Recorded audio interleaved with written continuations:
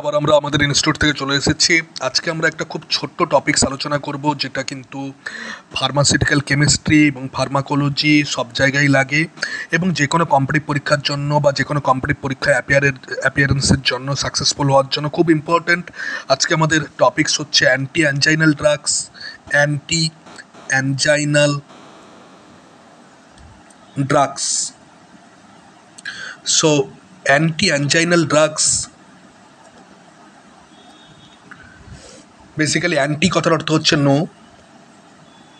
Angina কথার অর্থ হচ্ছে প্রধানত পেন, বাট এক্স্যাক্টলি এই পেনটা related to the vascular pain related to the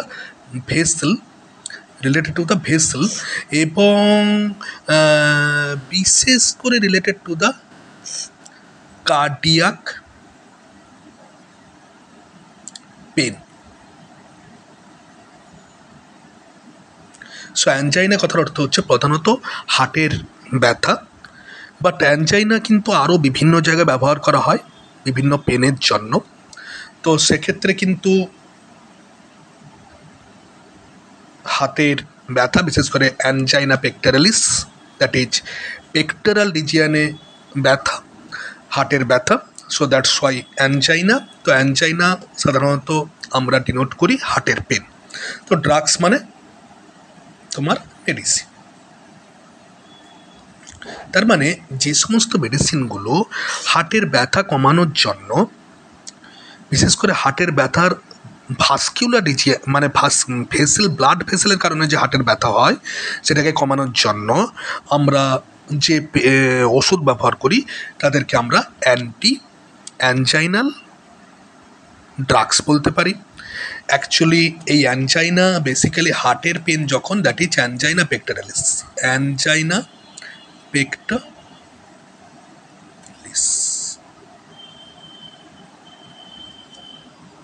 তাহলে এই অ্যাঞ্জাইনা পেক্টোরালিসের ক্ষেত্রে আমরা, বা বিশেষ করে কার্ডিয়াক পেনের জন্য আমরা যে ওষুধ ব্যবহার করে থাকি তাকে আমরা অ্যান্টি অ্যাঞ্জাইনাল ড্রাগস বলে থাকি। এক্স্যাক্টলি আমাদের চেস্ট পেন আর হার্ট পেন কিন্তু একই নয়। চেস্ট পেন আর হার্টের পেন কিন্তু বিভিন্ন কারণ হতে পারে। চেস্ট পেনকে আমরা দুটো ভাগে ভাগ করতে পারি। একটা হচ্ছে তোমার এক্সট্রা কার্ডিয়াক, একটা হচ্ছে কার্ডিয়াক রিলেটেড চেস্ট পেন, আর একটা হচ্ছে extra cardiac related chest pain. Extra cardiac.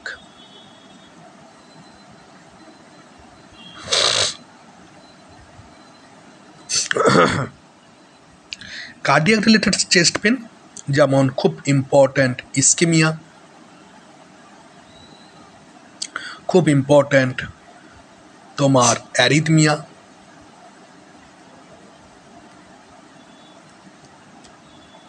Etcetera.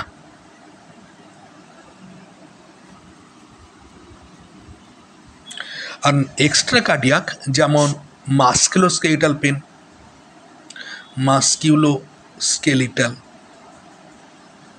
Pen, যেমন ধরো তোমার কিউটেনাস পেন, মানে স্কিনের কোনো সমস্যা, কিউটেনাস পেন। যেমন ধরো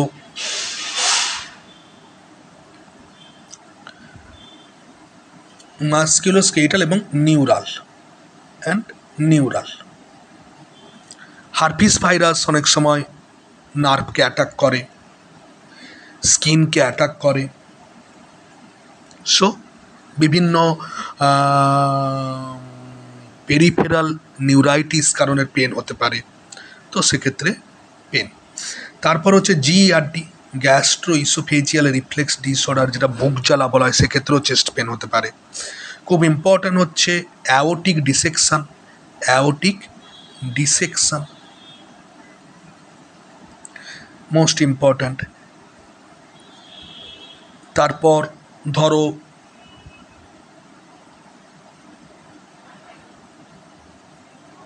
কার্ডিয়াক ইনফ্লামেশন, পেরিকার্ডিয়ামের কোনো ইনফ্লামেশন, কার্ডাইটিস, তারপর হতে পারে cardiac tamponade compressive pain, cardiac tamponade, pneumothorax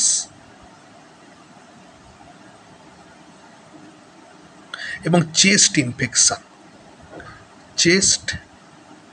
infection এবং আরেকটি কারণ হতে পারে that is pulmonary embolism etcetera. তার মানে বেসিক্যালি চেস্ট পেন কিন্তু সবসময় হার্টের পেন নয়। চেস্ট পেনকে আমরা দুটো ভাগে ভাগ করতে পারি, একটা হচ্ছে কার্ডিয়াক বা হার্টের কারণে পেন, একটা হচ্ছে নন কার্ডিয়াক পেন আর এক্সট্রা কার্ডিয়াক পেন। কার্ডিয়াকের পেন মোটামুটি কার্ডিয়াক ইস্কেমিয়া, মাসেলে রক্ত কম সাপ্লাই হচ্ছে, সেক্ষেত্রে চেস্ট পেন হতে পারে, অথবা অ্যাবনর্মাল হার্ট রিদমের ক্ষেত্রে চেস্ট পেন হতে পারে। আর এক্সট্রা কার্ডিয়াকের ক্ষেত্রে আমরা মাস্টোস্কেলেটাল কোনো বোনের সমস্যা, কোনো মাসেলের সমস্যা, কোনো নার্ভের সমস্যা, কিউটিনাস মানে আমাদের যে স্কিন আছে বুকের উপর তার কোনো সমস্যা এখান থেকে পেন আসছে। জিআরটি মানে হচ্ছে বুক জ্বালা। অ্যাওটিক ডিসেকশন কথার অর্থ হচ্ছে আমাদের যে মহাধমনী আছে হার্টের পেছনের দিকে, সেটা হঠাৎ করে ছিঁড়ে গেছে, দিয়ে তোমার প্রচুর হেমোরেজ হচ্ছে, তো সেক্ষেত্রে ভেরি ক্যাটাস্ট্রফিক পেন এবং ডেঞ্জারাস পেন। পেরিকার্ডাইটিস কথার অর্থ হচ্ছে হার্টের এই যে হার্টের যে বেসিক্যালি কাভারিংস রয়েছে, সেই কাভারিংসের ইনফ্লামেশন, দ্যাট ইজ পেরিকার্ডাইটিস অথবা মায়োকার্ডাইটিস অথবা এন্ডোকার্ডাইটিস, যে কোনো হতে পারে। কার্ডিয়াক টিম্প্যানোট কথার অর্থ হচ্ছে বেসিক্যালি এই ধরো তোমার হার্ট এর বাইরে যে কাভারিংস আছে, এই কাভারিংসের মধ্যে কোনো ফ্লুইড জমে গেছে, সেটা ব্লাড হতে পারে, সেটা যে কোনো আদার ফ্লুইড হতে পারে, দিয়ে কী হচ্ছে প্রচণ্ড প্রেসার দিচ্ছে, তার ফলে হার্ট কিন্তু কী হচ্ছে প্রসারিত হতে পারছে না, জাস্ট আটকে স্ট্যাঙ্গুলেটেড হার্ট হয়ে গেছে, দ্যাট ইজ কার্ডিয়াক টিম্প্যানোট। তারপর হচ্ছে নিমোথোরাক্স কথার অর্থ হচ্ছে আমাদের চেস্ট ক্যাভিটির মধ্যে প্রচুর পরিমাণে বাতাস ঢুকে গেছে, that is call pneumothorax. Chest infection অবশ্যই আমাদের লাঙের বিভিন্ন ইনফেকশান, বিশেষ করে নিউমোনিয়া, প্লুরাইটিস, এগুলোর ক্ষেত্রে কিন্তু চেস্ট পেন হতে পারে। এবং one of the most important cause হচ্ছে পালমোনারি এম্বোলিজম কথার অর্থ হচ্ছে আমাদের যে পালমোনারি আর্টারি আছে, সেই পালমোনারি আর্টারির মধ্যে হঠাৎ করে রক্তের ডেলা বা টুকরো গিয়ে আটকে গেছে, that is call pulmonary embolism. So basically আমাদের এইসবের ক্ষেত্রে কিন্তু আবার অ্যান্টি অ্যাঞ্জেনাল ড্রাগস দিলে হবে না, আমাদের বেসিক্যালি অ্যান্টি অ্যাঞ্জেনাল ড্রাগস কিন্তু আমরা বেসিক্যালি ইস্কিমিয়ার ক্ষেত্রে আমরা দেবো, বাট অন্যদের ক্ষেত্রে কিন্তু অ্যান্টি অ্যাঞ্জেনাল ড্রাগস দিলে হবে না। তো সেক্ষেত্রে আমাদের মাথায় রাখতে হবে যে বুকের ব্যথা হচ্ছে মানে আমরা অ্যান্টি অ্যাঞ্জেনাল ড্রাগস দিয়ে দিলাম, that is not, but exactly angina যদি হয়, বিশেষ করে অ্যাঞ্জাইনা পেক্টোরালিস যদি থাকে, তবেই কিন্তু আমরা অ্যান্টি অ্যাঞ্জেনাল ড্রাগস ইউজ করবো, দ্যাট ইজ মোস্ট ইম্পর্ট্যান্ট। আচ্ছা, কারণ এতগুলো কারণ আছে, আমি অ্যান্টি অ্যাঞ্জেনাল ড্রাগস খাইয়ে যাচ্ছে হিতে বিপরীত হতে পারে। তো সেক্ষেত্রে আমরা অ্যাঞ্জাইনা পেক্টোরালিস যেটা বা হার্টের পেন, তো সেটা কেন হচ্ছে আমরা দেখি। নর্মালি আমাদের এই যে হৃৎপিণ্ড কিন্তু বেসিক্যালি আমাদের একটা নির্দিষ্ট তার হার্ট রেট রয়েছে, নির্দিষ্ট তার আউটপুট রয়েছে, নির্দিষ্ট তার সংকোচন ক্ষমতা রয়েছে। তার মানে এই যে এই মাসেলগুলোর কিন্তু একটা নির্দিষ্ট তোমার টলারেবল একটা সংকোচন ক্ষমতা রয়েছে।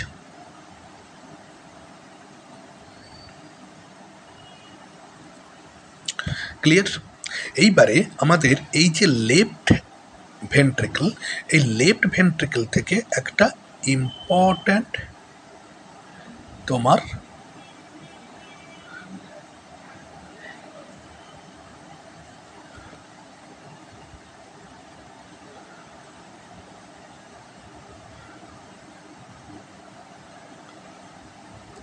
Blood vessel. সো এই ব্লাড ভেসেলটাকে আমরা বলছি অ্যাওর্টা। এই ব্লাড ভেসেলটাকে আমরা কি বলছি? অ্যাওর্টা। এই অ্যাওর্টার জাস্ট এইখানটায় তোমার কে বেরিয়েছে? Coronary artery. কে বেরিয়েছে? Coronary artery. করোনারি আর্টারি দুটো ভাগে ভাগ হয়েছে, একটা হচ্ছে রাইট করোনারি আর্টারি, একটা হচ্ছে কে left coronary artery, right coronary artery রাইটের দিকে সাপ্লাই করেছে। লেফট করোনারি আর্টারি আবার দুটো ভাগে ভাগ হয়েছে, একটা হচ্ছে লেফট সার্কামফ্লেক্স আর্টারি আর লেফট অ্যান্টিরিয়ার ডিসেন্ডিং আর্টারি। তাহলে বেসিক্যালি আমার এই হচ্ছে করোনারি আর্টারি। এই করোনারি আর্টারির দুটো ভাগে ভাগ হয়েছে, that is the right coronary artery, that is the left main coronary artery. Left main coronary artery আবার দুটো ভাগে ভাগ হয়েছে, that is the left anterior descending artery, আর একটা কি লেফট সার্কামফ্লেক্স আর্টারি। তাহলে বেসিক্যালি দেখো, বেসিক্যালি এই আর্টারিগুলো আবার ফার্দার বিভিন্ন ব্রাঞ্চ দিয়েছে, তার ফলে সেটা আমি ডিটেলসে যাচ্ছি না। তো বেসিক্যালি এই আর্টারিগুলোর মেন কাজ কি না, এই আর্টারিগুলোর মেন কাজ হচ্ছে হার্টের এই যে মাসল আছে, হার্টের এই যে মাসল আছে, এই হার্টের মাসল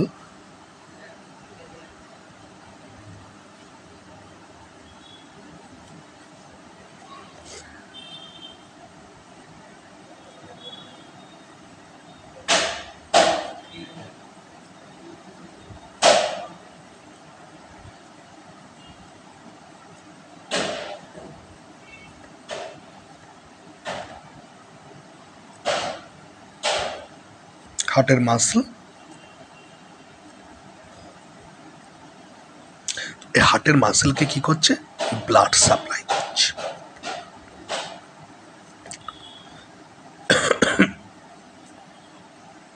অক্সিজেন এবং নিউট্রিশন সাপ্লাই করছে। ক্লিয়ার? এবারে কি হচ্ছে না, যদি এই কোনো জায়গায় নর্মালি কি হয়, আমাদের যে কোনো পাইপের মধ্য দিয়ে বেসিক্যালি কিছু স্পেশাল মেকানিজম থাকে, যার মধ্যে পাইপের মধ্য দিয়ে যখন কোনো রক্ত প্রবাহিত হয় তখন কিন্তু নর্মালি পাইপের মধ্যে কোনো রকমভাবে ক্লট তৈরি হয় না। তার মধ্যে মোস্ট ইম্পর্ট্যান্ট মেকানিজম যে পাইপের ভেতরে বেশ কিছু ইম্পর্ট্যান্ট সেল থাকে, তাকে আমরা বলি এন্ডোথেলিয়াল সেল। এই এন্ডোথেলিয়াল সেল কিন্তু বেশ কিছু কেমিক্যাল রিলিজ করে, যে কেমিক্যালগুলো কিন্তু রক্তকে তরল রাখতে সাহায্য করে। যেমন মধ্যে মোস্ট ইম্পর্ট্যান্ট হচ্ছে nitric oxide. Not only that এই এন্ডোথেলিয়াল সেল কিন্তু প্রচণ্ড স্মুথ, তার ফলে কিন্তু রক্ত কিন্তু এখানে আটকে যায় না, এবং রক্তের কিন্তু একটা নির্দিষ্ট স্রোত থাকার ফলে রক্ত কিন্তু এই পাইপের একদম মাঝখান দিয়ে যায়, তার ফলে কিন্তু তার দেয়াল স্পর্শ করে না, তার ফলে দেয়াল কিন্তু এবড়ো খেবড়ো হয়ে যায় না। যখনই দেয়াল এবড়ো খেবড়ো হয়ে যাবে বা যখনই এখানটায় এই এন্ডোথেলিয়াল সেল ক্রমাগত ড্যামেজ হবে তখন তখন বেসিক্যালি এই এন্ডোথেলিয়াল সেল ড্যামেজ হলে এখানে পার্টিকুলার কিছু রিসেপ্টার কিন্তু এখানটায় জেগে উঠবে রিসেপ্টার, এবং সেই রিসেপ্টারগুলোতে কিন্তু তোমার কী হবে না, প্লেটলেট, রক্তের মধ্যে যে প্লেটলেট সেটা কিন্তু আটকে যাবে। যখনই একটা দুটো প্লেটলেট আটকাবে তখন সেই প্লেটলেটগুলোকে রক্ষা করতে আরও তার বন্ধুবান্ধব প্লেটলেটগুলো এখানে এসে জমা হবে, দিয়ে সবাই কিন্তু এখানে আটকে যাবে। যখন এখানে আটকে যাবে তখন এই জায়গাটায় কী হবে না, এই জায়গাটায় ফাইব্রিনোজেন এরকম ফাইব্রিন নেটওয়ার্ক তৈরি করবে।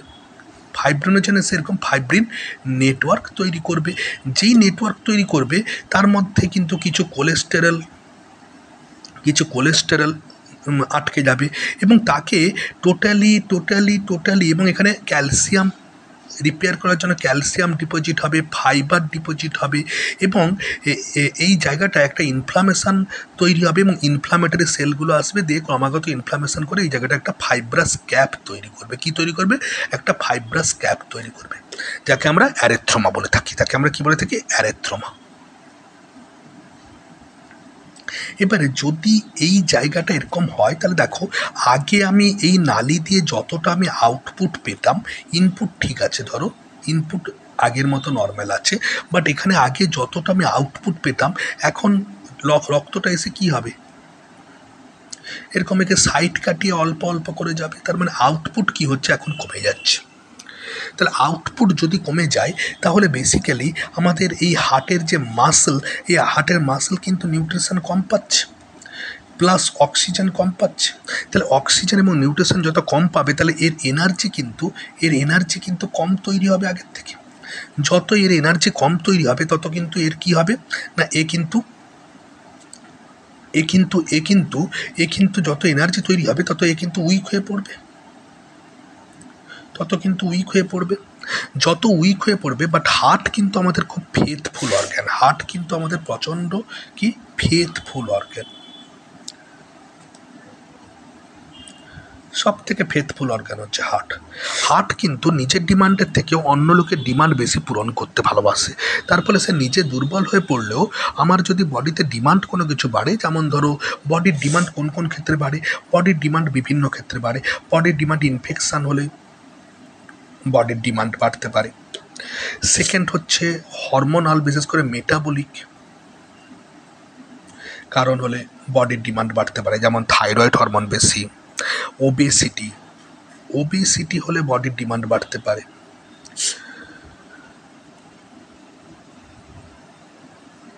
প্রিলোড বাড়লে, আচ্ছা, ওবেসিটি হলে বডির ডিমান্ড বাড়তে পারে।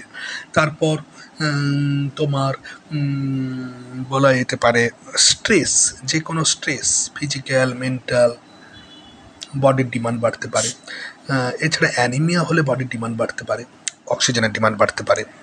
তারপর তোমার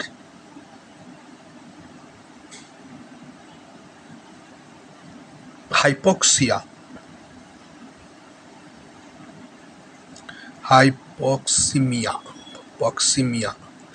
যদি হয় তাহলে বডির ডিমান্ড বাড়তে পারে, অক্সিজেনের ডিমান্ড বাড়তে পারে। তো এইসব কারণে বডির অক্সিজেনের ডিমান্ড বাড়ে। যখন বডির অক্সিজেনের ডিমান্ড বাড়বে বা বডির খাদ্যবস্তুর ডিমান্ড বাড়বে, তখন কি হচ্ছে, হার্টকে তো আরও জোরে পাম্প করতে হবে, কারণ রক্ত পাঠালে তবেই তো অক্সিজেন খাদ্যবস্তুর ডিমান্ডটা মেকআপ হবে। তার ফলে হার্ট নিজে অসুস্থ থাকলেও সে কিন্তু অন্য লোকের ডিমান্ড কিন্তু পূরণ করতে চায়। তার ফলে যখন এই ডিমান্ড প্রচণ্ড বৃদ্ধি পায়, তখন নর্মালি সাপ্লাই বেশি করে করতে হবে। তখন নর্মালি কী করতে হবে, সাপ্লাইকেও বাড়াতে হবে। বাট এই সাপ্লাইকে বাড়াতে গিয়ে তাহলে ডিমান্ড বাড়ার ফলে সাপ্লাইকে বাড়াতে হচ্ছে, ডিমান্ড বাড়ার ফলে অক্সিজেন এবং খাদ্যবস্তুর সাপ্লাইকে বাড়াতে হচ্ছে।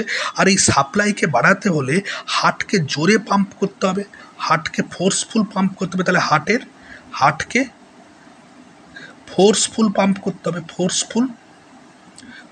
করতে হবে, তাহলে হার্টকে যদি ফোর্সফুল পাম্প করতে হয়, হার্টের মাসেল নিজেই খাদ্য পাচ্ছে না, তার উপর তাকে জোর করে পাম্প করানো হচ্ছে। তার মানে তার যে নিজের অক্সিজেন এবং নিউট্রিশনের ঘাটতি আরও বেড়ে যাবে। তার অক্সিজেন এবং নিউট্রিশনের ঘাটতি আরও বেড়ে গেলে তার এনার্জি আরও কমে যাবে। তার এনার্জি আরও কমে গেলে সে আরও উইক হয়ে পড়বে। এবং একসময় কী হবে না, একসময় কিন্তু এই হার্টের সেলগুলো কিন্তু কী হবে, ড্যামেজ হয়ে যাবে। তাহলে কার্ডিয়াক মায়োসাইট মানে মাসেল সেল, মায়োসাইট গুলো কিন্তু ড্যামেজ হবে। প্রথমে কিন্তু রিভার্সেবল ড্যামেজ হবে, তারপর কিন্তু ইরিভার্সেবল ড্যামেজ হবে।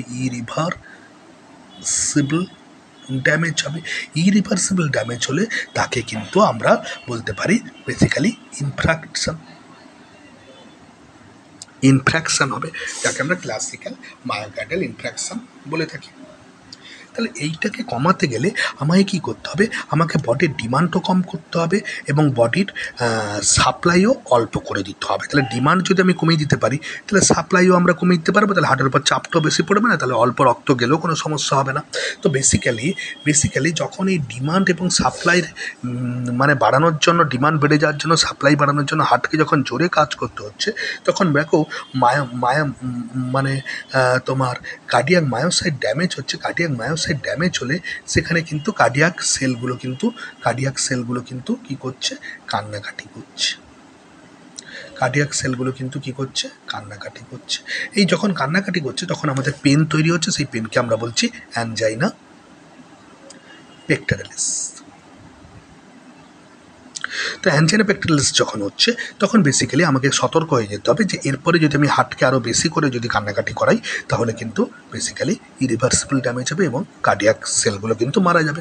এবার এখানে দেখো তোমার এই যে এই পাইপের মধ্যে বা হার্টের আর্টারি, করোনারি আর্টারির মধ্যে যখন আমার এই যে ব্লকটা তৈরি হয়েছে, এই ব্লকটা যদি নিজে থেকে fibrous cap, this is the fibrous cap, fibre দিয়ে একে আইসোলেট করা হয়ে গেছে এবং শক্ত হয়ে আছে ক্যালসিফাইড ফাইব্রাস ক্যাপ।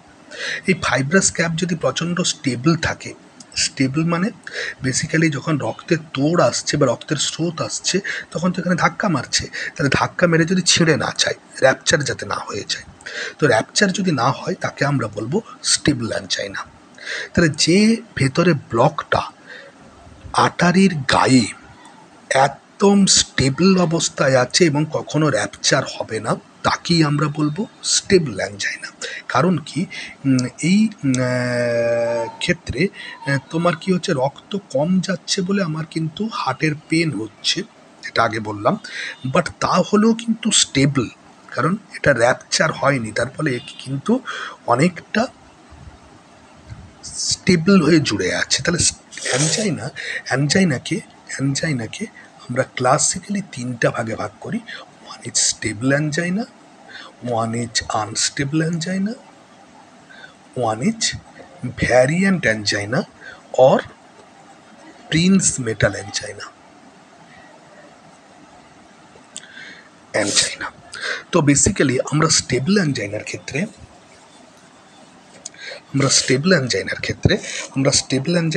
কি দেখতে পাচ্ছি না, স্টেবল অ্যানজাইনার ক্ষেত্রে বেসিক্যালি তোমার অ্যারিথ্রোমা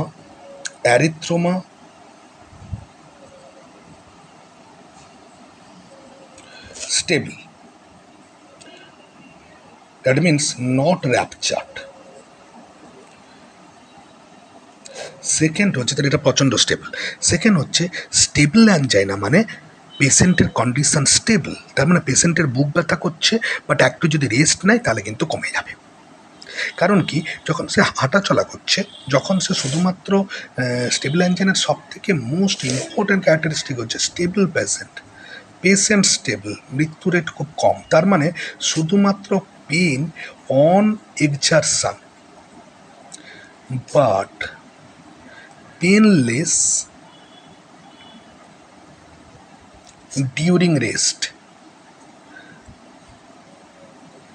তার মানে যখন আমি এক্সারশন মানে প্রচণ্ডভাবে পরিশ্রম করছি, সেটা মেন্টালি পরিশ্রম হোক, সাইকোলজিক্যাল পরিশ্রম হোক, ফিজিক্যাল পরিশ্রম হোক, যে কোনো ধরনের পরিশ্রম যখন করছি তখন আমার কিন্তু এক্সারশনের ফলে পেন হচ্ছে, বাট আমি যখন রেস্ট নিচ্ছি তখন কিন্তু পেন হচ্ছে না। কারণ যখন আমি এক্সারশন করছি তখন আমার ডিমান্ডটা বেড়ে যাচ্ছে, ডিমান্ডটা বেড়ে গেলে হার্টের উপর চাপ পড়বে, হার্ট তো সাপ্লাই করতে থাকবে, হার্ট ফেথফুল, তুমি ডিমান্ড বাড়িয়ে দাও, হার্ট তোমার ডিমান্ডটি তাকে পূরণ করবে না, যে ডিমান্ড ফেলে রেখে।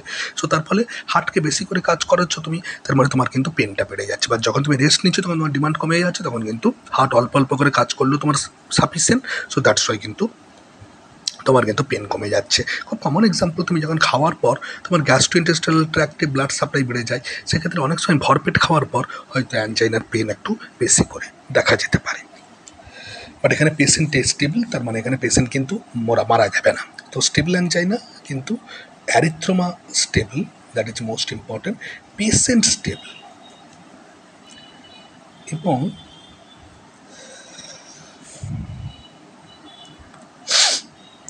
ট্রিটমেন্টও স্টেবল। মানে এখানে যে ট্রিটমেন্টটা হয় সেই ট্রিটমেন্টটা কিন্তু মারাত্মক বিশাল কিছু বড় ক্যাটাস্ট্রফিক বড় মেজর ট্রিটমেন্ট নয়, ট্রিটমেন্ট স্টেবল। তার মানে stable angina is the best, is the good. তার কারণ কি, এখানে মৃত্যু ভয় খুব কম, ইনজুরি স্টেবল, ইনজুরি খুব, হার্ট ইনজুরি কিন্তু স্টেবল অতটা বেশি হয় না, দ্যাট ইজ স্টেবল অ্যানজাইনা। তো স্টেবল অ্যানজাইনাকে কমানোর জন্য আমরা কিছু ওষুধ ব্যবহার করি, সেটা আমরা একটু দেখে নিই। বেসিক্যালি আমরা যে ওষুধগুলো ব্যবহার করি সেটা হচ্ছে, দেখো এই হচ্ছে ডান দিকের হার্ট, এই হচ্ছে বাম দিকের হার্ট, এই হচ্ছে তোমার এখান দিয়ে সুপিরিয়র ভেনে কাভা, ঊর্ধ্ব মহাশিরা, এই পাশ থেকে আছে ইনফিরিয়র ভেনে কাভা, নিম্ন মহাশিরা, ক্লিয়ার? তাহলে ঊর্ধ্ব মহাশিরা থেকে কার্বন ডাইঅক্সাইড যুক্ত রক্ত আসছে, নিম্ন মহাশিরা থেকে এটা এসভিসি, এটা আইভিসি, নিম্ন মহাশিরা থেকে ইনফিরিয়র ভেনে খাবো, সুপিরিয়র ভেনে খাবো, কার্বন ডাইঅক্সাইড যুক্ত রক্ত আসছে। তাহলে রক্ত যত ইনপুট বেশি করে হবে, তত তাকে জোরে পাম্প করতে হবে, কারণ এত রক্ত যদি আমি বেশি করে ঢেলে দিই, এই চেম্বারটার মধ্যে যদি বেশি করে রক্ত ঢুকিয়ে দিই, তাকেও জোরে পাম্প করতে হবে। তাহলে এই যে বেশি করে চেম্বারের মধ্যে রক্তটাকে ঢুকিয়ে দেওয়া হচ্ছে, তাকে আমরা বলছি প্রিলোড। তাহলে প্রিলোড যদি বাড়ে, তাহলে হার্ট কন্ট্রাক্টাইলিটি অনেকটা বাড়বে, হার্টকে জোরে পাম্পটা ফোর্সফুল পাম্প করতে হবে, তাহলে ফোর্সফুল পাম্পকে করতে হবে হার্টের, প্রিলোড যদি বাড়ে। তাহলে এইটাকে আমরা কমাতে চাইব, এইটাকে যদি কমাতে হয়, তার জন্য আমরা কি করব না, এই যে ভেনগুলোকে আমি একটু প্রসারিত করে দেব,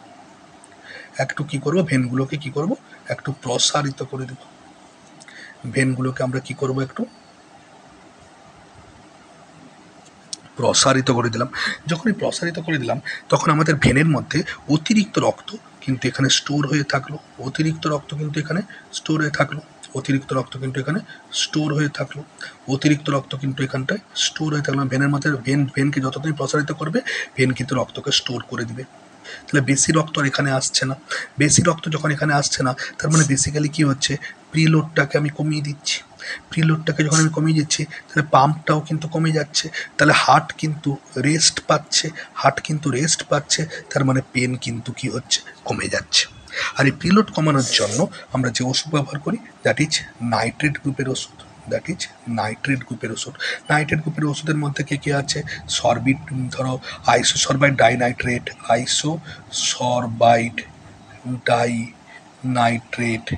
তারপর হচ্ছে গ্লিসারিন ট্রাইনাইট্রেট, আইসোসরবাইড মনোনাইট্রেট। দেখো, মনো মানে single nitrate donation, double nitrate donation, আর এটা triple nitrate, mononitrate. This are all. এরা এক্স্যাক্টলি কী করে না, আমাদের এই যে ব্লাড ভেসেল আছে, রক্তনালী আছে, সেই বা ভেনের যে ভেন আছে, সেই ভেনের যে সেই ভেনের মাসেলগুলোতে কি হয়, মাসেল সেলগুলোর মধ্যে নাইট্রিক অক্সাইড সিনথেজ নামক এনজাইমকে অ্যাক্টিভেট করে। নাইট্রিক অক্সাইড সিনথেজ নামক এনজাইমকে অ্যাক্টিভেট করলে নাইট্রিক অক্সাইড বেশি করে তৈরি হয়। নাইট্রিক অক্সাইড তৈরি হলে সাইক্লিক জিএমপি বেশি করে তৈরি হবে। সাইক্লিক জিএমপি বেশি করে তৈরি হলে বেসিক্যালি কী হবে না, বেসিক্যালি মাসেল কিন্তু কী হবে, রিল্যাক্সেশন হবে, কারণ এই নাইট্রিক অক্সাইড কিন্তু মাসেলকে ডাইলেট করে, মাসেল সেলগুলোকে ডাইলেট করে। মাসেল রিল্যাক্সেশন হলে কিন্তু ভেন কিন্তু ডাইলেট হবে, ভেন ডাইলেট হলে কিন্তু তোমার রক্ত সেখানে স্টোর থাকবে। সেকেন্ড হচ্ছে, দেখো না, ধরো এই হচ্ছে হার্ট, এই হচ্ছে তোমার বেসিক্যালি লেফট ভেন্ট্রিকল যখন পাম্প করবে, তখন বেসিক্যালি এখান থেকে ব্লাডটা সারা বডিতে ছড়িয়ে পড়বে। লেফট ভেন্ট্রিকল যখন পাম্প করবে, তখন এখান থেকে ব্লাডটা সারা বডিতে ছড়িয়ে পড়বে। তাহলে এই অ্যাওটা বা মহাধমনির মধ্যে দিয়ে পাম্প করে সারা বডিতে ছড়িয়ে পড়ছে। বাট এই অ্যাওটা যদি বেশি করে সংকুচিত হয়ে থাকে, তাহলে কি হবে, তাহলে কিন্তু পাম্প করতে পারছে না, তার মানে জোরে তাকে আরো বেশি করে পাম্প করতে হচ্ছে। তার মানে এর যদি রেজিস্ট্যান্স বাড়ে, তার মানে আর্টারিয়াল অর অ্যাওটিক রেজিস্ট্যান্স যদি বাড়ে, তাহলে কিন্তু পাম্পিং ফোর্সটা কিন্তু জোর করতে হচ্ছে, তাহলে পাম্প ফোর্সটাকে বাড়াতে হচ্ছে। দ্যাট ইজ কল্ড, এই সিচুয়েশনটাকে বলা হচ্ছে আফটার লোড। তাহলে আফটার লোড কমানোর জন্য আমরা এই ব্লাড ভেসেলগুলোকে আমরা প্রসারিত করব। ব্লাড ভেসেলগুলোকে প্রসারিত করার জন্য আমরা আর্টারি ডাইলেটার ব্যবহার করতে পারি, আর্টারি ডাইলেটার। তার মধ্যে ডাইহাইড্রালাজিন,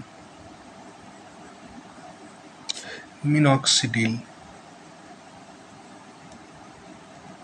এটসেট্রা। বাট রিমেম্বার, এই সমস্ত ওষুধগুলো কিন্তু অনেক সময় কার্ডিয়াক স্টিল ফেনোমেনন তৈরি করে। কার্ডিয়াক স্টিল ফেনোমেনন কি না, কার্ডিয়াক স্টিল ফেনোমেনন হচ্ছে, ধরো তোমার তোমার কি হয়েছে, এই একটা মেন আর্টারি, এই মেন আর্টারির এই ধরো টার্মিনাল দুটো ব্রাঞ্চ, ভালো করে দেখো, একটা পাইপের দুটো এরকম ব্রাঞ্চ তৈরি হয়েছে। এইবারে এখান থেকে তুমি জল পাঠাচ্ছ, এবারে এই ব্রাঞ্চটা ব্লক আছে, ভালো করে বলছো, এই ব্রাঞ্চটা ব্লক আছে, অল্প ব্লক, ফুল ব্লক,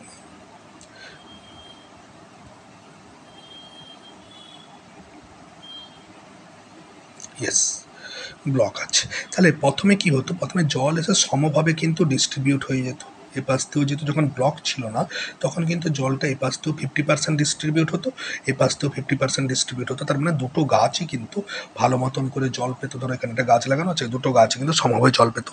বাট যখনই কিন্তু এইখানটায় অল্প একটু ব্লক তৈরি হয়েছে, তার মানে বেসিক্যালি এই গাছটা আগের থেকে একটু কম জল পাচ্ছিল। এবারে তুমি যখনই এই ওষুধটা প্রয়োগ করবে তখন কি হবে না, এ তো এখানটায় হয়ে আছে, তার ফলে এই ব্রাঞ্চটা কিন্তু এর থেকে বেশি করে প্রসারিত হয়ে যাবে। এর থেকে যখন বেশি করে প্রসারিত হবে তখন জল এসে দেখবে যে আমার এই দিকে তো ধাক্কা পাচ্ছে, তাহলে ম্যাক্সিমাম জলটা কিন্তু এই দিকে চলে আসবে, তার মানে কি হচ্ছে, এই গাছটা তখন ম্যাক্সিমাম জল পাচ্ছে আর এই গাছটা কিন্তু তার থেকেও আগের থেকেও কমে গেছে জল, তারপরে পরপর করে এই গাছটা কিন্তু শুকিয়ে যাবে। দ্যাট ইজ কল স্টিল, চুরি করে নেওয়া হচ্ছে। সো এরকম ক্ষেত্রে আমরা কিন্তু এই ডাইহাইড্রোলাজিন বা এগুলো ব্যবহার করলে অনেক সময় কার্ডিয়াক স্টিল ফেনোমেনন হওয়ার পর তার ফলে কিন্তু আরও সমস্যা বাড়তে পারে। বাট আমরা এখানে কিন্তু বিটা ব্লকার ইউজ করতে পারি। বিটা ব্লকার্সের মধ্যে বিশেষ করে নন সিলেক্টিভ বিটা ব্লকার্স। তো বেসিক্যালি বিটা ব্লকার্সের মধ্যে আমরা মেটোপ্রোল ব্যবহার করতে পারি, মেটোপ্রোলল, আমরা কার্ভিডোলল ব্যবহার করতে পারি, কার্ভিডোলল, আমরা বিসোপ্রোলল ব্যবহার করতে পারি, বিসোপ্রোলল। এরা কি করে, এরা অনেকগুলো কাজ করে। এক নম্বর হচ্ছে এরা হার্ট রেটকে কমায়, বিটা 1 রিসেপ্টরকে ব্লক করে। সেকেন্ড হচ্ছে এরা তোমার যেহেতু নন সিলেক্টিভ, তার ফলে এরা পেরিফেরাল ব্লাড ভেসেলকেও কিছুটা ডাইলেট করে। সেকেন্ড হচ্ছে এরা কন্ট্রাক্টাইলিটি, হার্টের কন্ট্রাক্টাইল পাওয়ারকে কমায়, হার্টকে এত জোরে পাম্প করতে দেয় না, তার ফলে আস্তে আস্তে পাম্প করলেই হয়ে যায়।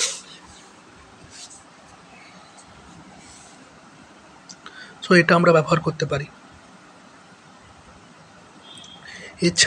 এছাড়া আমাদের আরও কিছু ওষুধ রয়েছে, যেমন নিকোরান্ডিল আমরা ব্যবহার করতে পারি। নিকোরান্ডিল বেসিক্যালি কী করে না, আমাদের এই যে হার্টের রক্তনালীর যে মাসেল সেলের এই পটাশিয়াম গেটটাকে কী করে, ওপেন করে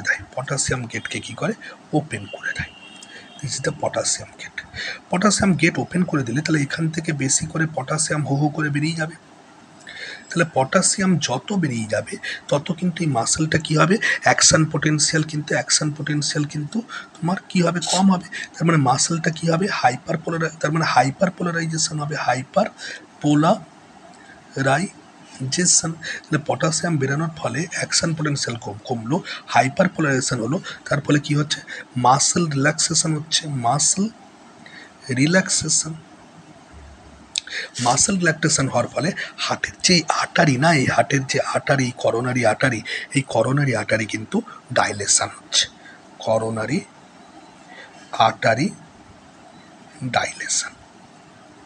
so nicorandil is the very good drugs choice of agent for angina. আরেকটি ওষুধ আমরা ব্যবহার করি, সেটা হচ্ছে র্যানোলাজিন। এটা বেসিক্যালি আমাদের কি হয় না, বেসিক্যালি আমাদের এই যে হার্টের মাসেল আছে, এই হার্টের মাসেলে আমাদের কিন্তু কিছু গেট রয়েছে। সেটা হচ্ছে 1 নম্বর হচ্ছে সোডিয়াম গেট, ধরো দিস ইজ সোডিয়াম গেট। 1 নম্বর হচ্ছে পটাশিয়াম গেট। আর হয়েছে কি না, স্লো কিছু গেট রয়েছে, that is calcium gate, sodium calcium gate.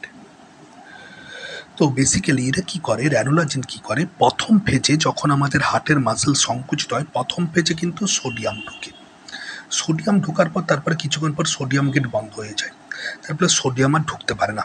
তারপরে স্টেজে কি হয়, পটাশিয়াম গেটটা অল্প ওপেন হয়, পটাশিয়াম গেটটা কিন্তু অল্প ওপেন হয়, তার ফলে অল্প 2-1টা পটাশিয়াম কিন্তু বেরাতে থাকে।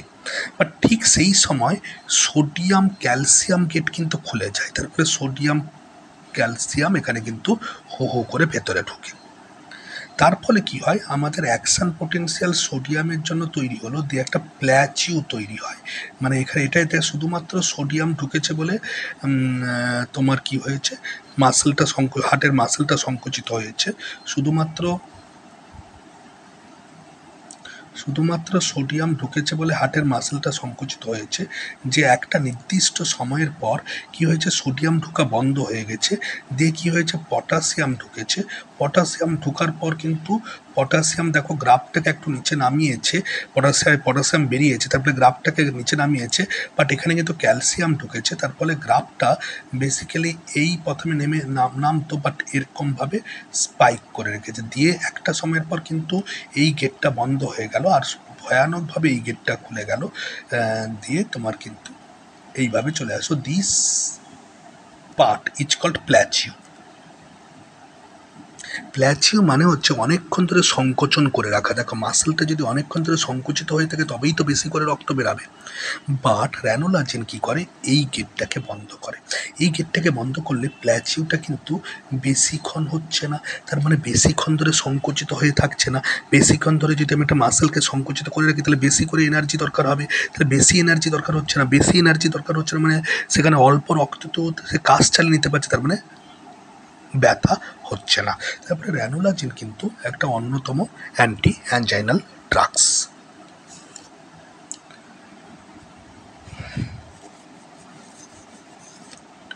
এছাড়া আমরা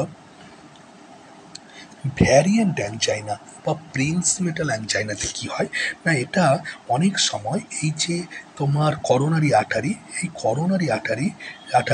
অনেক সময় কী হয় না, বিশেষ করে টার্মিনাল করোনারি আর্টারিগুলো একসঙ্গে অনেকগুলো মাল্টিপল ব্রাঞ্চ, অনেক সময় কী হয় না, ভ্যাসোস্প্যাজাম হয়, কোনো কারণ ছাড়াই কী হয় না, কুঁচকে থাকে কিছুক্ষণ তারপর খুলে যায়। তাহলে যখনই কোনো কারণ ছাড়াই কুঁচকে থাকছে তখনই রক্ত কম যাচ্ছে, তাহলে হার্টের সেলগুলো কান্নাকাটি করা শুরু করছে খাওয়ার হবে। সো তার ফলে একে বলা হয় ভ্যারিয়েন্ট বা প্রিন্স মেটাল মানে কম সময়ের জন্য। তো প্রিন্স মেটাল অ্যাঞ্জাইনা, এটার জন্য আমরা কিন্তু ক্যালসিয়াম চ্যানেল ব্লকার আমরা ব্যবহার করতে পারি। ক্যালসিয়াম চ্যানেল ব্লকার্স, তার মধ্যে মোস্ট ইম্পর্ট্যান্ট ডিলটি আছে, কারণ ক্যালসিয়াম চ্যানেলকে আগে বললাম, ক্যালসিয়াম চ্যানেলকে যদি ব্লক করা হয় তাহলে মাসেল রিল্যাক্স হবে, হার্টের আর্টারি রিল্যাক্স হবে, স্প্যাজাম হবে না, that's why calcium channel blockers.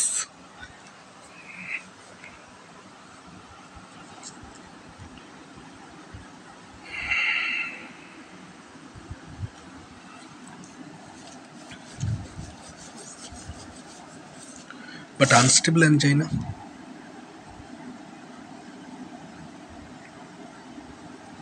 দেখো এই হচ্ছে রক্তনালী,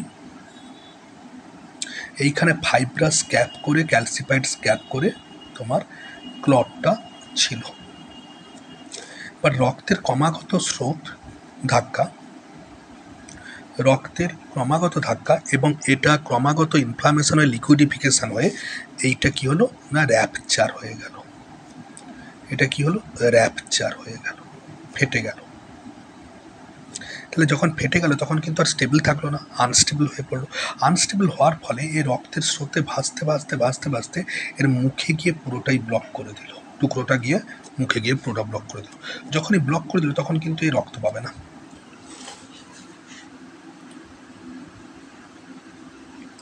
যখনই ব্লক করে দিল তখন কিন্তু রক্ত পেল না। যখনই রক্ত পেল না তখনই কিন্তু এই সেলগুলো কিন্তু কি হলো না, খুব র্যাপিডলি কিন্তু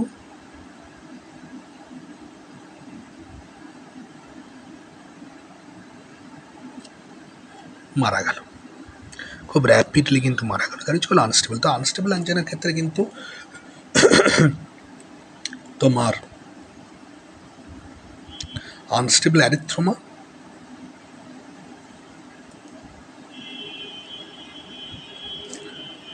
আনস্টেবল পেশেন্ট,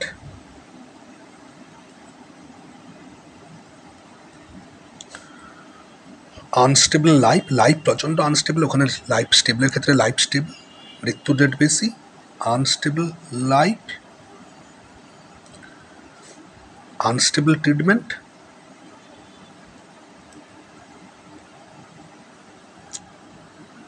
ডেফিনেটিভ ট্রিটমেন্ট কাজ করতে পারে না করতে পারে, very emergency procedure. So unstable অ্যাঞ্জাইনার ক্ষেত্রে সবথেকে মোস্ট ইম্পর্ট্যান্ট সেটা হচ্ছে নো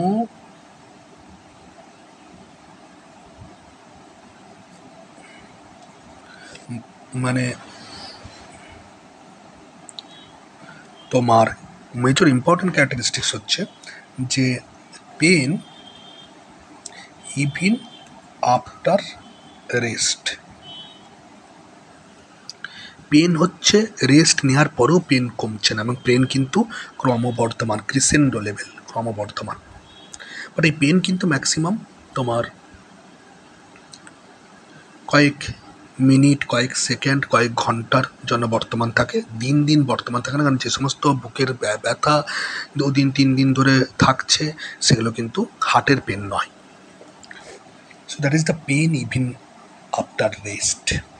ওখানে কি হচ্ছে, স্টেবল পেশেন্ট রেস্টে চলে গেলে পেন কমে যাচ্ছে, that's why stable angina. Unstable patient rest নিলেও কিন্তু পেন কমছে না, বাড়ছে, দ্যাট ইজ আনস্টেবল অ্যাঞ্জাইনা। এবং সঙ্গে অ্যাসোসিয়েটিভ কিছু সিমটমস থাকে, ডায়াফোরেসিস, প্রচণ্ড ঘাম, নম্বর 2 হচ্ছে একটা ভমিটিং নোজিয়া, একটা একটা একটা কনসাসনেস, একটা ইম্পেন্ডিং ডুম, যেন মৃত্যু চলে আসছে, ইম্পেন্ডিং ডুম একটা। এবং পেনটা often radiate from central location, pain সবসময় রেডিয়েট করতে পারে, রেডিয়েট ফ্রম সেন্ট্রাল লোকেশান মানে বুকের মধ্য থেকে, সাধারণত left arm, left inner side of the arm, not outer side, inner side of arm plus জ, লেফট জ, প্রধানত লেফট নেক অ্যান্ড জ, বাট রাইট সাইডেও কিন্তু রেডিয়েট করতে পারে। আরেকটি মোস্ট ইম্পর্ট্যান্ট, যেহেতু হার্ট আমাদের স্পাইনাল কর্ডের যে রিজিয়ন থেকে হার্টে নার্ভ সাপ্লাই হয়, ধরো এটা স্পাইনাল কর্ডের যে রিজিয়ন থেকে হার্টে নার্ভ সাপ্লাই হয়, ঠিক একই রিজিয়ন থেকে ঠিক একই রিজিয়ন থেকে নার্ভ সাপ্লাই আমাদের কিন্তু পেটের উপরের প্রান্তে সাপ্লাই হয়। তার মানে হার্টের যদি ব্যথা হয় তাহলে সেই পেনটা কিন্তু পেটের দিকেও ছড়াতে পারে, বিশেষ করে উপরের দিকে পেটে, তার মানে upper abdominal pen.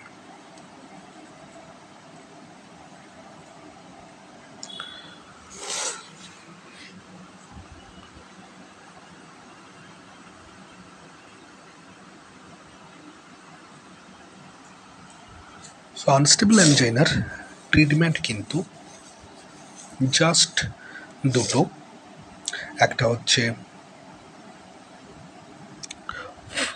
Fibrinolytic agent বা থ্রম্বোলাইটিক এজেন্ট, থ্রম্বোলাইটিক এজেন্টস, যারা মোস্ট ইম্পর্ট্যান্ট হচ্ছে টিস্যু প্লাজমোজেন অ্যাক্টিভেটর, টিপিএ, অথবা আমরা বেসিক্যালি স্ট্রেপ্টোকাইনেজ। বাট রিমেম্বার, এরা সবাই ফাইব্রিন ক্লটটাকে কিন্তু বলেই দেয়। স্ট্রেপ্টোকাইনেজ ভার্সাস টিপিএ যদি আমরা করি, স্ট্রেপ্টোকাইনেজ কিন্তু লো কস্ট, এটা কিন্তু হাই কস্ট। ইজিলি অ্যাভেলেবল, সব জায়গায় বেশি পাওয়া যায়, নট ইজিলি অ্যাভেলেবল।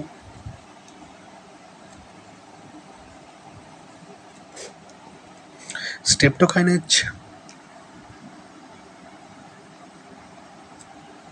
কিন্তু অ্যান্টি স্ট্রেপ্টোকাইনেজ অ্যান্টিবডি তৈরি করে, তার ফলে সেকেন্ড টাইম অ্যাডমিনিস্টার করা যায় না, মানে একবার এ করলে তার ভিতরে মেমোরি সেল তৈরি হয়। তাহলে অ্যান্টি স্ট্রেপ্টোকাইনেজ অ্যান্টিবডি তৈরি করে, so can not be used second time. But এর সেরকম কোনো ইন্টারেকশান নেই। অ্যালার্জিক রিয়াকশান তৈরি করতে পারে, অ্যালার্জিক রিয়াকশান এর তেমন কোনো ইন্ডিকেশান নেই। Lesser tolerant profile, better tolerant profile. তো সেদিক থেকে দেখতে গেলে স্ট্রেপ্টোকাইনেজ থেকে টিপিএ কিন্তু অনেক বেটার, অনেক বেটার। বাট এদের কিন্তু একটা মোস্ট ইম্পর্ট্যান্ট ক্রাইটেরিয়া রয়েছে, যে এই থ্রম্বোলাইটিক এজেন্ট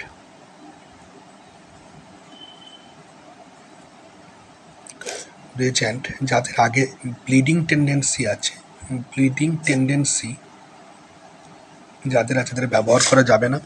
যাদের আগে প্রিভিয়াস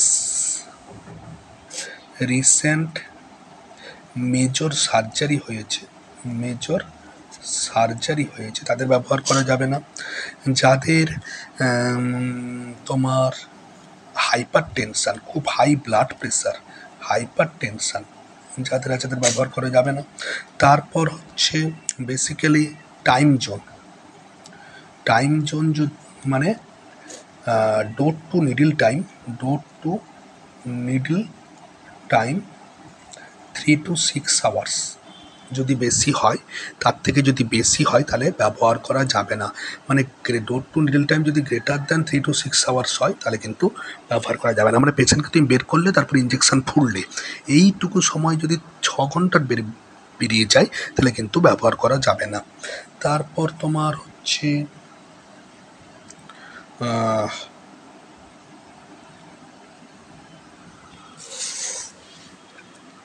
কোয়াগুলোপ্যাথি, বিশেষ করে যারা ব্লাড থিনার যদি খায়, বিশেষ করে আইএনআর যদি গ্রেটার দেন 2.5 হয় তাহলে ব্যবহার করা যাবে। তো সেক্ষেত্রে কিন্তু আমরা this are the major criteria. এবং খুব আন্ডার ওয়েট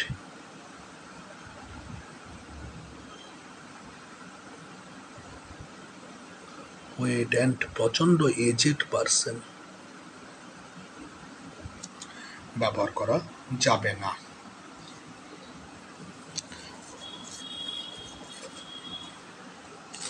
তো থ্রম্বোলাইটিকের ক্ষেত্রে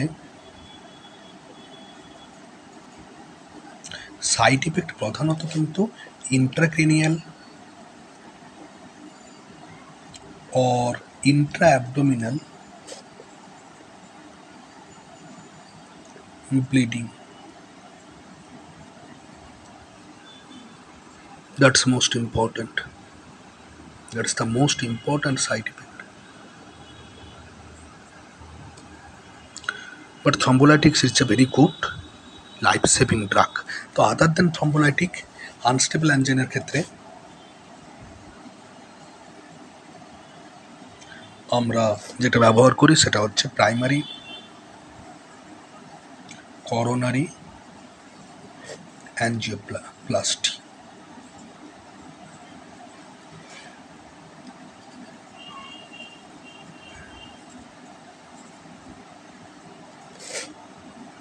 So suppose this is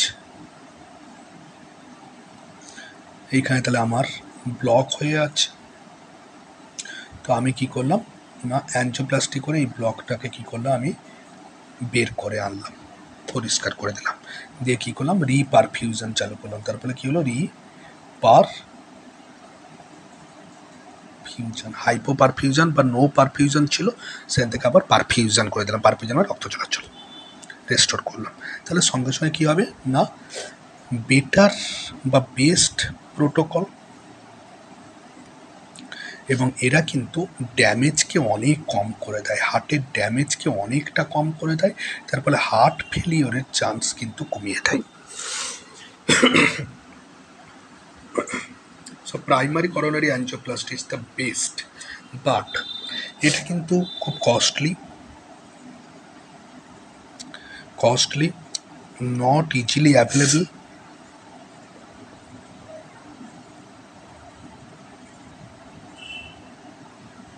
so তার ফলে কিন্তু টার্সারি কেয়ার সেটিংস ছাড়া, যেখানে ক্যাথ ল্যাব আছে, মানে উইদাউট ক্যাথ ল্যাব ছাড়া এটা করা যায় না, এবং এক্সপার্ট ইন্টারভেনশনাল কার্ডিওলজিস্ট ছাড়া করতে পারে না।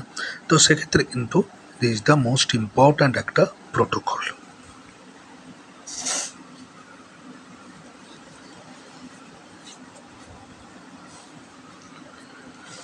তাহলে আজকে আমাদের টপিকস ছিল অ্যাঞ্জাইনা প্রধানত অ্যাঞ্জাইনা প্যাক্টিরালিস, বিশেষ করে হার্টের পেন, এবং হার্টের পেন তিন ধরনের, ওয়ান ইজ স্টেবল অ্যাঞ্জাইনা যেখানে পেশেন্ট স্টেবল থাকবে, ওয়ান ইজ আনস্টেবল অ্যাঞ্জাইনা, যেটি নামেই আনস্টেবল, তার মানে দ্যাট ইজ ভয়াবহ, যেখানে কিন্তু রেস্ট নিলেও ব্যথা কমবে না, আগেরটা কিন্তু রেস্ট নিলে ব্যথা কমে যাবে। নম্বর 3 হচ্ছে ভ্যারিয়েন্ট অ্যাঞ্জাইনা, এটা খুব ফ্র্যাকশন অফ মানুষজনের পাওয়া যায়, যেটা মাঝে মধ্যে করোনারি আর্টারিগুলো স্প্যাজাম হয়ে থাকে। স্টেবল অ্যাঞ্জাইনার জন্য আমরা ট্রিটমেন্ট প্রোটোকল আলাদা। আনস্টেবল অ্যাঞ্জাইনার ক্ষেত্রে আমরা কিন্তু নাইট্রেট ব্যবহার করব না, যদি ব্লাড প্রেশার কম থাকে তাহলে নাইট্রেট কিন্তু ব্যবহার করব না, কারণ আনস্টেবল অ্যাঞ্জাইনার ক্ষেত্রে অনেকের ক্ষেত্রে কি হয়, ব্লাড প্রেশার কিন্তু কমতে থাকে, তখন কিন্তু কার্ডিওজেনিক শকে চলে যায়, এবং কার্ডিওজেনিক শক যদি তৈরি হয় তাহলে কিন্তু আমরা নাইট্রেট দিলে সেটা কিন্তু আরও বেশি করে কার্ডিওজেনিক শক তৈরি করবে। তো সেক্ষেত্রে আনস্টেবল অ্যাঞ্জাইনা যদি থাকে তাহলে কিন্তু আমরা হায়ার ডোজ অফ নাইট্রেট আমরা ব্যবহার করব না, হায়ার ডোজ অফ নাইট্রেট আমরা কিন্তু ব্যবহার, বা সরবিট্রেট আমরা কিন্তু ব্যবহার করব না। সরবিট্রেট হ্যাঁ 2-1টা দেওয়া যেতে পারে, নর্মালি একটা সরবিট্রেট আমরা সাবলিঙ্গুয়াল, ধরো this is the tongue,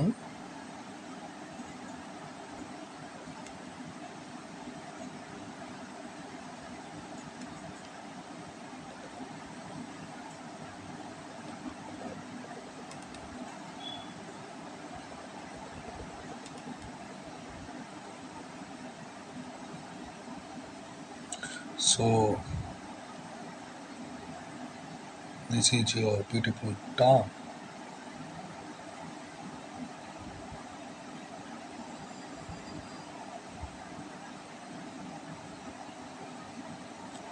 So tongue here আমি নিচে, this is the sublingual region, this is the ventral side, this is the dorsal, this is the dorsal side of the tongue, this is the ventral side of the tongue। এই ventral সাইডের সাইডে আমরা কি করলাম, sublingual আমি সরবিট্রেট রাখলাম। But Sorbitrate একটা বা দুটো রাখার পর তারপর যদি পেন না কমে, দ্যাটস রিয়েলি আনস্টেবল অ্যাঞ্জাইনা, এবং সেক্ষেত্রে কিন্তু আর সরবিট্রেট বেশি দেওয়ার দরকার নেই। তো ইনিশিয়ালি আমরা 10 mg সরবিট্রেট আমরা রাখলাম, একটা বা দুটো 10 mg দেওয়ার পর আর কিন্তু বেশি দেওয়ার দরকার নেই, কারণ কি, যদি ব্লাড প্রেশার কম থাকে তাহলে কিন্তু কার্ডিওজেনিক শকের দিকে নিয়ে যাবে।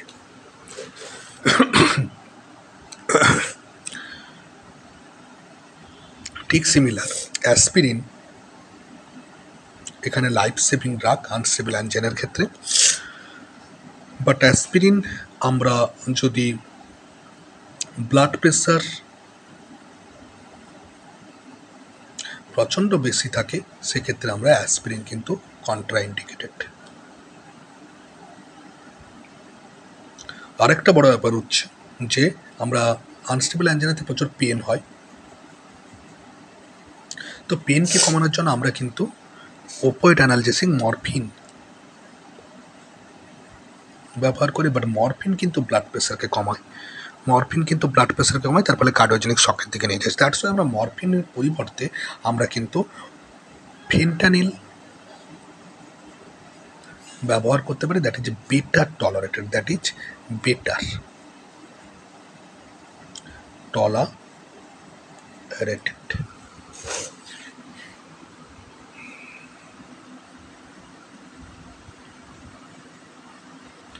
জাস্ট লাস্ট কোশ্চেন,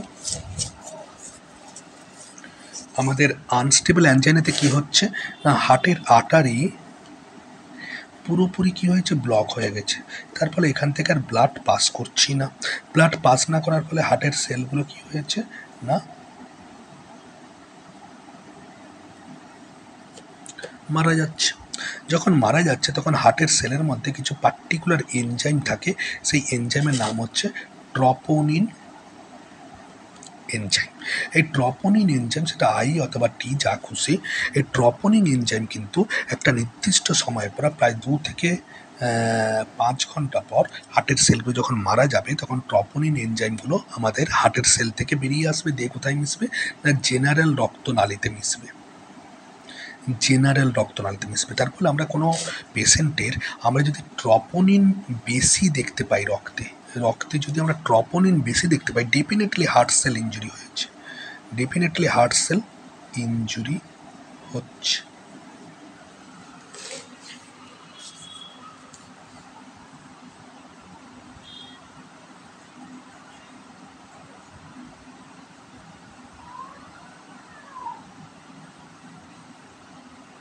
সো আমরা সিরিয়াল ট্রপোনিন টেস্ট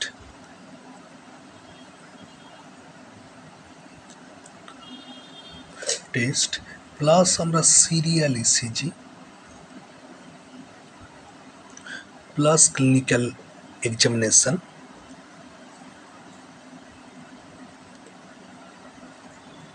করে কিন্তু একটা হার্ট অ্যাটাকের পেশেন্টকে কিন্তু বারংবার দেখতে হয়। সাধারণত অ্যাকিউট ফেজে ট্রপোনিন বাড়ে, দিয়ে ট্রপোনিন কিন্তু কমে গিয়ে বেস লাইনে চলে আসে। তাহলে আপ হলো ডাউন হলো,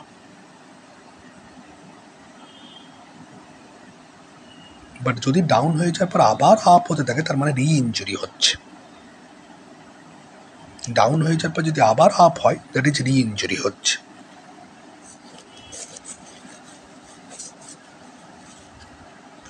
সো আনস্টেবল অ্যাঞ্জাইনা কিন্তু খুব ডেঞ্জারাস, অবশ্যই কিন্তু খেয়াল রাখতে হবে। এবং কিছু ইসিজি চেঞ্জ আমরা পেয়ে থাকি, কিছু ইসিজি চেঞ্জের মধ্যে আমরা প্রধানত আমরা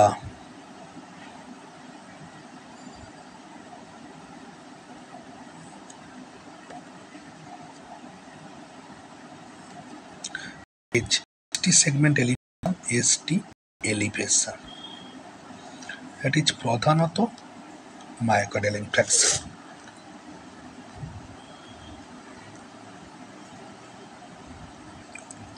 সেকেন্ড হচ্ছে আমরা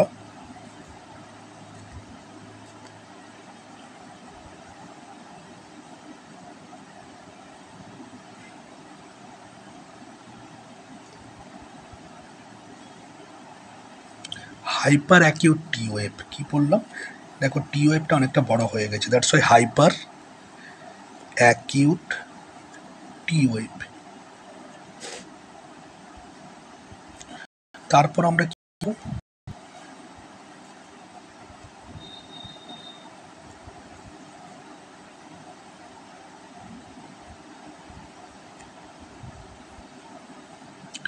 টি ওয়েভ ইনভার্সান, পজিটিভ লিডগুলোতে টি ওয়েভ কী হচ্ছে নিচের দিকে নেমে এসছে, ইনভার্ট হয়ে গেছে। টি ওয়েভ এরকম থাকার কথা ছিল, টি ওয়েভ নিচে নেমে গেছে, that is T wave inversion.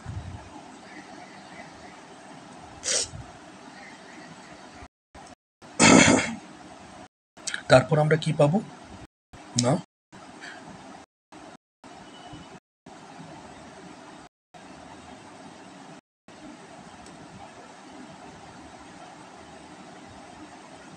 not wave in chest lead. So hyperacute T wave inversion, ST elevation, not R wave progression in the chest lead, and left bundle branch block. Left bundle branch block. So this is 1 number, this is 2 number, this is 3 number, this is 4 number, this is 5 number. এইগুলো কিন্তু একটু মারাত্মক অ্যাটাকের ক্ষেত্রে। তো আশা করি আমরা anti অ্যাঞ্জেনাল drugs এবং তার সম্পর্কে রিলেটেড কিছু ক্লিনিক্যাল ফিচার্স আমরা বোঝাতে পারলাম। তো তোমরা পড়তে থাকো, আরও ভালোভাবে পড়তে থাকো, ভালোভাবে বুঝতে থাকো, বিভিন্ন পরীক্ষায় অ্যাপিয়ার হয়ে নিজেদেরকে সফল করো। আমরা আমাদের সংস্থা থেকে আমরা খুব ডিটেলসে পড়াই। যারা 2024 সেশনে ডিপ্লোমা ইন ফার্মাসিতে ভর্তি হতে চাও 2024 সেশনে, তারা খুব দ্রুত যোগাযোগ করো 6291086211 নাম্বারে। আমরা এখানে প্রত্যেকটা টপিকস ডিটেলসে পড়াই, বোঝাই, আবার ইউটিউবে দিয়ে দিই, ইংলিশে লিখিয়ে দিই, এক্সপ্লেন করে দিই, এবং প্রত্যেকটা পরীক্ষার জন্য প্রিপেয়ার করে দিই। এবং আমাদের কোশ্চেন প্রায় অলমোস্ট 90 to 95% যে কোনো পরীক্ষায়, সেটা গভর্নমেন্ট পরীক্ষা হোক, কোনো কম্পিটিটিভ পরীক্ষা হোক, কোনো বোর্ড পরীক্ষা হোক, একদম কমন আসে। তার ফলে তোমরা নিশ্চিন্তে আসতে পারো। এবং আমরা এখানে প্রচণ্ড পরিমাণে কেয়ারফুলি প্রত্যেককে ভর্তি করাই, পড়াই, রেজিস্ট্রেশনের সমস্ত কিছু সহযোগিতা করে দিই, এবং আরও কিছু তাকে তার কেরিয়ারের উন্নতির জন্য বেশ কিছু অ্যাডভান্টেজ আমরা দিয়ে থাকি। সঠিকভাবে, সুন্দরভাবে, পারফেক্টলি যদি ফার্মাসিস্টে ভর্তি হয়ে ফার্মাসিস্ট হতে চাও এবং ম্যাক্সিমাম নলেজ গেইন করতে চাও, ডেফিনেটলি আমাদের সাথে যোগাযোগ করো। আমাদের নাম্বার হচ্ছে 6291086211। আমরা D.Pharm অ্যাডমিশানের প্রসেসিংয়ে রয়েছি। 2024 সেশন অ্যাডমিশন চলছে, নিশ্চিন্তে এসে ভর্তি হতে পারো। এই আজকের মতো শুভরাত্রি, সবাইকে গুড নাইট, সবাইকে শুভরাত্রি, সবাই ভালো থেকো, পড়তে থেকো। Thank you.